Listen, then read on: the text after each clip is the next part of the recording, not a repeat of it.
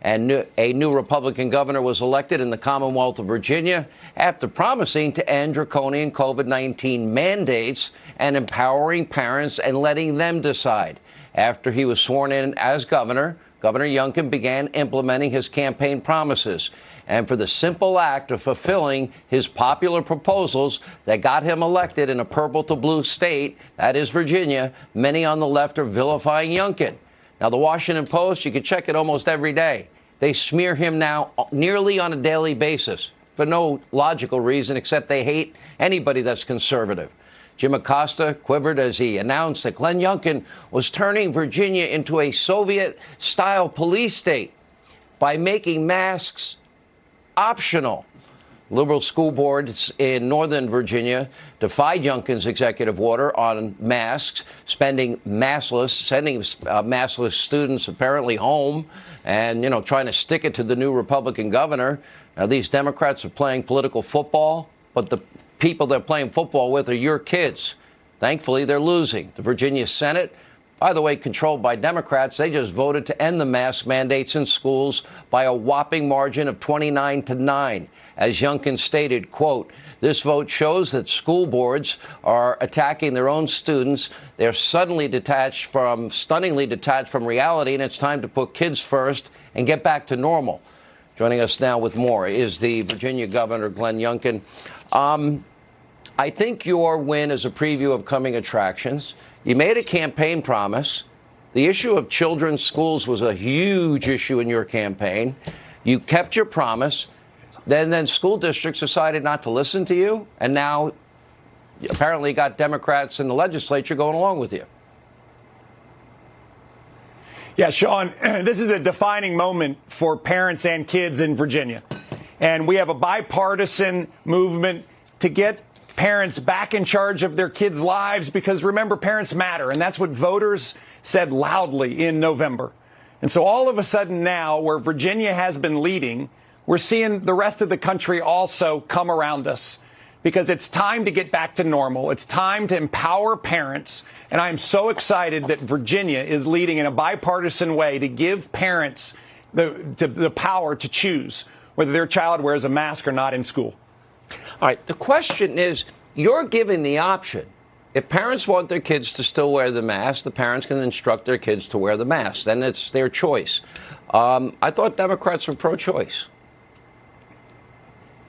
Well, this is the reality of, I think, the misperceptions that the media is trying to drive. If you want to wear a mask, wear a mask. And if you don't want your child to wear a mask, then they shouldn't wear a mask. And this is a decision that parents should make. We've been talking about this for a year in Virginia. This is one of the major factors that led to our win in November. We went to work on day one, driving forward our agenda. 11 executive actions, 59 bills in our House and our Senate, 25 budget amendments to put our day one game plan to work. And part of that is empowering parents. And I'm so excited to see a bipartisan group come together and recognize that Virginia voters are the ones we all work for, not the education unions or the school boards. We work for parents and kids and teachers, and we're going to allow parents to make a decision for their kids. In Virginia, we are going to get taxes down. We're going to make our schools great again. We, in fact, are going to make our communities safe. We're going to get our economy moving again in order to create jobs for everybody. And guess what? We're going to stand up for our constitutional rights. These are not Republican values. These are Virginia values. These are American values. And I'm so excited to see our Senate work on a bipartisan basis to deliver part of the agenda.